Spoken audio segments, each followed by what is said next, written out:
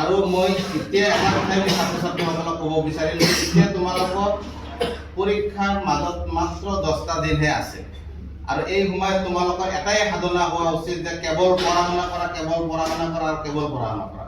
এতিয়া আড্ডা বাজি, এতিয়া আত্মীয় স্বজনৰ লগত সময় কটোৱা, এতিয়া অনাই বনাই ঘূৰি ফুৰা, মোবাইলত সময় অপচয় কৰা, এইবোৰ সম্পূৰ্ণভাৱে বন্ধ কৰিব লাগিব। মই বিশেষভাৱে তোমালোকক আহ্বান জনাওঁ যে এই যি 10টা দিন আছে এই কেইদিন অন্তত প্ৰত্যেকটো বিষয় অতি কমেও 1 ঘণ্টা কৰি হ'লেও পঢ়াটো অত্যন্ত প্ৰয়োজন। আৰু বিশেষকৈ যিটো বিষয় তোমালোকৰ ফোকজ আছে এতিয়াও ক্লিয়াৰ হোৱা নাই সেই বিষয়টোত তোমালোকে আৰু বেছি জোৰ দিয়া প্ৰয়োজন সাপেক্ষে তোমালোকে গাইডেন্সৰ সহায় লোৱা দৰকাৰ, শিক্ষকৰ সহায় লোৱা দৰকাৰ। বা আজিকালিতো মোবাইলত ইতিমধ্যে ছাৰে কৈছে যত মোবাইলত কোনটো বস্তুৰ সমাধান ডিজিটেলি সকলো বস্তুৰ সমাধান মোবাইল ফোনত দিয়া আছে, গতিকে তাৰ জৰিয়তে হ'লেও তোমালোকে সমাধান কৰি সেই বিষয়টোত পাৰ্টিকুলাৰলি বেছি সময় দিব লাগে। পৰীক্ষা মানে বহুতৰ কাৰণে ভয় আতংক, আচলতে পৰীক্ষা কেতিয়াও ভয় আতংকৰ কাৰণ হ'ব নোৱাৰে।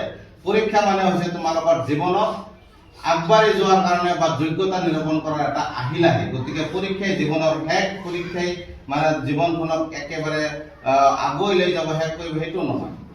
গতিকে সেই ধাৰণাটো মনত ৰাখিব নালাগে। গতিকে তোমালোকৰ ধৈৰ্য আৰু আত্মবিশ্বাস এই দুটাৰ জৰিয়তেহে তোমালোকে আচলতে পৰীক্ষাত অৱতীৰ্ণ হ'ব লাগিব আৰু এই দুটা বিষয়ে তোমালোকৰ পৰীক্ষাত এটা ভাল নম্বৰ দিব। আজি নম্বৰ কেন্দ্ৰিক যুগ, এই নম্বৰ কেন্দ্ৰিক যুগত খুব দৰকাৰ। এতিয়া কথাটো হৈছে সকলোৰে মন যায় ৰাজ্যখনৰ এখন ভাল শিক্ষানুষ্ঠান কৰিবৰ কাৰণে মেট্ৰিক আৰু হায়াৰ ছেকেণ্ডেৰীটো হৈছে জীৱনৰ এটা গুৰুত্বপূৰ্ণ পৰীক্ষা। গতিকে এই পৰীক্ষাত যদি তোমালোকে ভাল ফলাফল কৰা নিশ্চিতভাৱে এখন ভাল কলেজত বা ভাল এখন ইনষ্টিটিউটত তোমালোকে নামভৰ্তি কৰিবলৈ সুযোগ পাবা। আৰু যেতিয়া এখন ভাল ইনষ্টিটিউটত নামভৰ্তি কৰিবলৈ সুযোগ পাবা নিশ্চিতভাৱে তাতে ভাল শিক্ষক পাবা, ভাল সংগ পাবা, ভাল এটা পৰিৱেশ পাবা আৰু তোমাৰ সপোনৰ যি প্ৰচেষ্টা সেইটো আৰু এখোজ আগুৱাই যাবলৈ কিন্তু তুমি মানে এটা পথ বিচাৰি পাবা। গতিকে আজি ইলিয়াছ ভাইজান ডাঙৰীয়া মোক ইয়ালৈ আমন্ত্ৰণ কৰিছোঁ। মই এগৰাকী বক্তা নহয়, আচলতে ইলিয়াছ ভাইজানৰ লগত তেখেতে সমাজৰ কাৰণে যিবোৰ কাম কাজ কৰে সেই কাম কাজবোৰৰ লগত সময়ে সময়ে আমাৰ পৰ্যালোচনা হয়, আলোচনা হয় আৰু তাৰ মাজত দুই এষাৰ কথা আমি পাতো।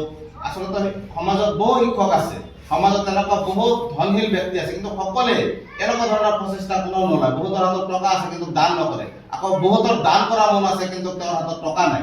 গতিকে ভাল কাম কৰাৰ মানসিকতা আছে বহুতৰে, কিন্তু তেওঁলোকে পৰিৱেশ নাপায়। আজি ইলিয়াছ ভাইজান ডাঙৰীয়াই মানে এটা পৰিৱেশ গঢ় দিয়াৰ কাৰণে চেষ্টা কৰিছে। আজি তেখেতে এই জাৰাগুৰিৰ পৰাই গোটেই বঙাইগাঁও চিৰাং জিলাখনক জোকাৰি লৈছে ক'ব গ'লে এক প্ৰকাৰ। কাৰণ তেখেতে ইতিমধ্যে ডক্টৰ সমাজক, ইঞ্জিনিয়াৰিং সমাজক, শিক্ষিত সমাজক তেখেতে একগোট কৰিবলৈ সক্ষম হৈছে। এইটো আপোনালোকৰ অঞ্চলটোৰ কাৰণে এটা গৌৰৱৰ বিষয় যে ইলিয়াছ ভাইজানক আজি চিৰাং জিলাৰ, আজি বঙাইগাঁও জিলাৰ প্ৰত্যেকজন শিক্ষিত মানুহ আজি চিনি পোৱা হৈছে। কিহৰ কাৰণে চিনি পোৱা হৈছে? এটা ভাল কাম কৰাৰ কাৰণে। আজিৰ তাৰিখত মানে বেয়া কামৰ যথেষ্ট প্ৰচাৰ হয়, কিন্তু ভাল কাম কৰাৰ কিন্তু সিমান এটা প্ৰচাৰ নহয়। আজি তেখেতে যিখিনি স্কলাৰশ্বিপ দি আছে, বিশেষকৈ তেখেতৰ মানে দৰমহাৰ পইচাৰ পৰা তেখেতে দুখীয়া মেধাৱী ছাত্ৰ ছাত্ৰীসকলক যি মানে চেষ্টা চলাই আছে তেখেতসকলক আগবঢ়াই লৈ যোৱাৰ কাৰণে, তেখেতসকলক স্কলাৰশ্বিপ দিয়াৰ কাৰণে, এই প্ৰচেষ্টাটো কিন্তু বহুতেই কৰিব পাৰে কিন্তু নকৰে। বহুতেৰে সক্ষমতা আছে কিন্তু তেওঁলোকে আগুৱাই নাযায়। গতিকে এই তেখেতে যে এই প্ৰচেষ্টা লৈ পেলাই আগুৱাই গৈছে আৰু সমাজখনক একতাৰ দোলেৰে যে বান্ধিছে, ইয়াত জাতি জনগোষ্ঠী ভাষা ভাষীৰ লগত কোনো কথা নাই, ধৰ্মৰ লগত কথা নাই, তেখেতে সকলোকে একত্ৰিত কৰিছে আৰু সকলো ছাত্ৰ ছাত্ৰীক তেখেতে যে সহায় কৰিছে, সকলো ছাত্ৰ ছাত্ৰীক আগুৱাই লৈ যোৱাৰ যিটো এটা মানসিকতা গঢ় দিছে, এইটো হৈছে আটাইতকৈ ডাঙৰ কথা। আৰু আজিৰ এই সভাখনৰ জৰিয়তে মই তোমালোকে এইটোৱে আহ্বান জনাম যে বহু মেধা ছাত্ৰ আমি লগ পাওঁ, বহু মেধা ছাত্ৰ আমি দেখোঁ যে তেওঁলোকে সময়ৰ সঠিক এটা সময় হেৰুৱাই যায়, তেওঁলোকক আমি বিচাৰি নাপাওঁ। তেওঁলোকে মেধা হয় ঠিকেই, কিন্তু তেওঁলোকে মানুহ নহয়। গতিকে ভাল মানুহ এগৰাকী হোৱাটো কিন্তু অত্যন্ত জৰুৰী। গতিকে আমি ভাল ছাত্ৰ হোৱাৰ সমান্তৰালভাৱে যদি আমি ভাল মানুহ হ'ব নোৱাৰোঁ, তেতিয়াহ'লে কিন্তু মানে যিটো সমাজ ব্যৱস্থা, যিটো নলেজ বেছ ছ'চাইটি, সেই নলেজ বেছ ছ'চাইটি কিন্তু আমি গঠন কৰিব নোৱাৰিম। আৰু নলেজ বেছ ছ'চাইটি যদি আমি গঠন কৰিব যাওঁ, এগৰাকী ভাল ছাত্ৰ হোৱাৰ সমান্তৰালভাৱে কিন্তু এগৰাকী ভাল মানুহ হ'ব লাগিব। আৰু এগৰাকী ভাল মানুহ হোৱাৰ কাৰণে মই কেইবাটাও কথা মই ক'ম তোমালোকক। সেইটো প্ৰথমটো কথা হৈছে, তাৰ পূৰ্বে মই মেট্ৰিক আৰু হায়াৰ ছেকেণ্ডেৰী পৰীক্ষা ৰিলেটেড আৰু দুটামান কথা মই তোমালোকক কৈ ল'ব বিচাৰিছোঁ। বহু ছাত্ৰ ছাত্ৰী আমি দেখোঁ যে তেওঁলোকে মানে পৰীক্ষাত প্ৰশ্নবোৰ লিখাৰ পিছত শেষত গৈ পেলাই কাটা দিয়ে। কিয় কাটা দিয়ে মই নাজানো, আমি বহিও চাওঁ। আমি মেট্ৰিক হায়াৰ ছেকেণ্ডাৰী বহিও আমি চাওঁ, আমি শিক্ষকসকলে সদায় আমি বিচাৰোঁ যে এজন ছাত্ৰ পাছ কৰক। আমি সদায় বিচাৰোঁ এজন ছাত্ৰ লেটাৰ পাওক বা হয়তো মানে তেওঁ এটা ভাল নম্বৰ পাওক, সেই বস্তুটো পাওক। যেতিয়া আমি বহি চোৱাৰ পিছত এজন ছাত্ৰই যেতিয়া ফেল কৰে, এজন ছাত্ৰই যেতিয়া লেটাৰ মাৰ্ক নাপায়, আমি কিন্তু দুখ অনুভৱ কৰোঁ। এই বস্তুটো হয়তো তোমালোকে অনুভৱ নকৰা, যিসকল শিক্ষক তেওঁলোকে কিন্তু এই বস্তুটো অনুভৱ কৰে।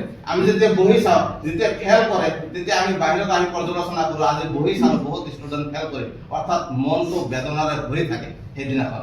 আৰু যিদিনাখন ষ্টুডেণ্টে লেটাৰ পায় সেইদিনা কিন্তু আমাৰ মনটো ভাল লাগে, আমি ভাল পাওঁ। আমি নাজানো কোন ছাত্ৰ বহি চাইছোঁ। আমাৰ শিক্ষক হিচাপে আমাৰ এটাই মানে লক্ষ্য যে সকলো ছাত্ৰই মানুহ হওক, সকলো ছাত্ৰই ভাল নম্বৰ পাওক, সকলো ছাত্ৰই আগবাঢ়ি যাওক, সেইটোৱে আমাৰ লক্ষ্য আৰু উদ্দেশ্য থাকে। আৰু সেই লক্ষ্য আৰু উদ্দেশ্য আমি আগত ৰাখিয়েই কিন্তু আমি ভালকৈ বহি চোৱাৰ কাৰণে চেষ্টা কৰোঁ। বহু ছাত্ৰ ছাত্ৰীয়ে দেখো যে তেওঁলোকে প্ৰশ্ন এৰি আহে, প্ৰশ্ন নিলিখে। মই ছাত্ৰ ছাত্ৰীসকলক মই বিশেষকৈ তোমালোকক মই আহ্বান জনাইছোঁ, অনুৰোধ জনাইছোঁ, তোমালোকে কোনো এটা প্ৰশ্নই তোমালোকে এৰি নাহিবা। প্ৰথমতে যিবোৰ প্ৰশ্নৰ উত্তৰ তোমালোকে জানা, সেই প্ৰশ্নখিনিৰ উত্তৰ প্ৰথমতে কৰি লোৱা। তাৰপিছত চাবা লাহে লাহে বাকী প্ৰশ্নবোৰৰ উত্তৰ তোমাৰ ক্লিয়াৰ হ'ব ধৰিছে বা কৰিব পাৰিছা। আৰু শেষত যায় যি দুই এটা প্ৰশ্ন থাকিবগৈ, যিটো তোমাৰ মানে কোনো ধৰণৰ কনচেপ্ট নাই, কিন্তু অলপ হ'লেওতো কনচেপ্ট এটা আহিব, সেইখিনিৰ ওপৰতে এটা লাইন হওক দুটা লাইন হওক লিখি থৈ আহা। এনেকুৱাওতো হ'ব পাৰে যে সেই এটা লাইন বা দুটা লাইনে তোমাৰ শুদ্ধ হ'ব পাৰে, আৰু তাৰ বিপৰীতে তুমি 1 নম্বৰ বা 2 নম্বৰ পাব পাৰা। আৰু সেইটোৰ কাৰণে এটা সময়ত গৈ কিজান মানে কটন কলেজত বা বড়োলেণ্ড ইউনিভাৰ্চিটিত বা হয়তো গুৱাহাটী ইউনিভাৰ্চিটিত ক'তবা হয়তো তোমাৰ মানে সেই 1 নম্বৰ 2 নম্বৰৰ কাৰণে তুমি ৰৈ যাব পাৰা, বা 1 নম্বৰ 2 নম্বৰৰ কাৰণে তোমাৰ কাট অফ লিষ্টত নাম আহিব পাৰে, সেইটোতো হ'ব পাৰে। গতিকে সেইকাৰণে মই তোমালোকক আহ্বান জনাইছোঁ, কোনো এটা প্ৰশ্ন এৰি নাহিবা। মন মগজত যিটোই আহে সেই বস্তুটো তোমালোকে লিখি আহা। ভাল এক্সামিনাৰ হ'লে, ভাল নিৰীক্ষক হ'লে তেওঁলোকে কিন্তু তাতেও কিন্তু নম্বৰ দিয়াৰ কাৰণে কিন্তু চেষ্টা কৰিব, সেই কথাটো মনত ৰাখিবা। কাৰণ ভাল মনৰ শিক্ষক সদায় সকলোৱে ভালে হয়, কোনো শিক্ষকে নিবিচাৰে যে ছাত্ৰ ছাত্ৰী ফেল কৰে। গতিকে মই এই চেগতে মই ক'ব বিচাৰোঁ যে আজি ইলিয়াছ ভাইজান ডাঙৰীয়া তোমালোকৰ কাৰণে যিটো প্ৰচেষ্টা হাতত লৈছে, আজি মেট্ৰিক ভাল কৰি পাছ কৰা, হায়াৰ ছেকেণ্ডাৰী ভালকৈ পাছ কৰা, মানে শিক্ষা কেতিয়াও দৰিদ্ৰতাৰ কাৰণে ৰৈ নাযায়, এই কথাটো মনত ৰাখিবা। আজি আফিফা চুলতানৰ কথা ছাৰে কৈছে, আফিফা চুলতানে এগৰাকী দুখীয়া, কিন্তু চিৰাং ডিষ্ট্ৰিক্টৰ ভিতৰত টপ ৰেজাল্ট কৰাৰ কাৰণে গোটেই অসমে কিন্তু তেওঁক বিচাৰিছে, তেওঁক ফ্ৰী স্কলাৰশ্বিপ দিছে, তেওঁক মানে ভাল ইনষ্টিটিউশ্যন দিছে, তেওঁক পঢ়ুৱাবৰ কাৰণে চেষ্টা কৰিছে বা হয়তো এতিয়া পঢ়ুৱাই আছে। গতিকে ভাল যদি নম্বৰ লৈ তুমি যদি আগবাঢ়ি যোৱা, তেতিয়াহ'লে কিন্তু তোমাৰ কাৰণে কেতিয়াও হেণ্ডাল হ'ব নোৱাৰে। সেইকাৰণে মই তোমালোকক ক'ব বিচাৰিছোঁ, প্ৰথমতে তোমালোকে গ'ল ছেটিংটো কৰি লোৱা, অৰ্থাৎ লক্ষ্য স্থিৰ কৰি লোৱা। তুমি কি হ'বা, ডক্টৰ হ'বা না ইঞ্জিনিয়াৰ হ'বা না চাইণ্টিষ্ট হ'বা, না তুমি শিক্ষক হ'বা না সাংবাদিক হ'বা না এডভোকেট হ'বা, তুমি কি হ'বা সেইটো তুমি নিজক আগতে প্ৰশ্ন কৰা, নিজক সোধা। আৰু সেইকাৰণে মই এটা কথা মোৰ মনলৈ আহিছে, ডক্টৰ APJ আব্দুল কালাম ডাঙৰীয়াই ৰেণ্ডম কিউৰিচিটি নামৰ এখন কিতাপ উন্মোচন কৰোঁতে তেখেতে এটা কথা কৈছিল বা তেখেতে ভাবিছিল যে এই কিতাপখন উন্মোচন কৰাৰ সময়ত মোৰ মনত এটা সূত্ৰই বাস ল'লে, কি যে curiosity জেনেৰেটস কোৱেশ্চনছ and কোৱেশ্চনছ. Questions is the source of imagination. Imagination is the starting point of the creativity. Creativity leads to thinking, and thinking provides you knowledge, and knowledge makes you creative. অৰ্থাৎ তুমি যেতিয়া নিজক প্ৰশ্ন কৰিবা, নিজক যেতিয়া মানে সুধিবা যে মই কোন, আচলতে মোৰ ভিতৰত কি প্ৰতিভা আছে। এটা কথা কওঁ, মানে পৃথিৱীৰ ভিতৰত আটাইতকৈ শ্ৰেষ্ঠ বিজ্ঞানীজন হৈছে এলবাৰ্ট আইনষ্টাইন। এইটো হয়তো তোমালোকে সকলোৱে নাম শুনিছে, এলবাৰ্ট আইনষ্টাইন। আৰু এলবাৰ্ট আইনষ্টাইনে এটা কথা কৈছে, এভৰিবডি ইজ জিনিয়াছ।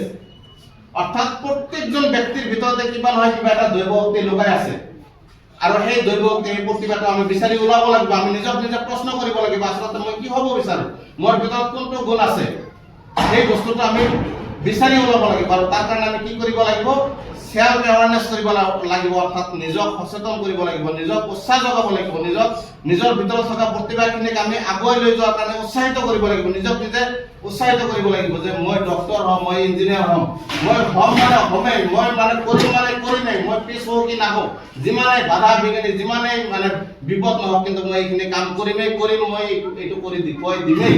গতিকে সেই ধৰণৰ মন স্থিৰ আমি কৰিব লাগিব। গতিকে তেনেকুৱা ধৰণৰ মানসিকতা লৈ আগবাঢ়া। তাৰপিছত আমি কি কৰিব লাগিব, সেল্ফ মটিভেশ্যন, অৰ্থাৎ নিজক কি কৰিব লাগিব, প্ৰেৰণা যোগাব লাগিব, উৎসাহ যোগাব লাগিব। উৎসাহ যোগাটো হৈছে আটাইতকৈ ডাঙৰ কাম, যে মই কৰিব পাৰিম, মই হাৰ নামানো জীৱনত, মোৰ দ্বাৰা এইটো সম্ভৱ হ'ব, মই এইটো কৰিমেই, মই জাৰাবাৰীৰ পৰা, মই অঞ্চলৰ পৰা মই বিশ্বৰ বুকুত জিলিকি উঠিম, মই মানে গোটেই বিশ্বক দেখুৱাই দিম যে হয় মোৰ ভিতৰত এই প্ৰতিভাটো আছে। আজি তোমালোকে জানা যে জুবিন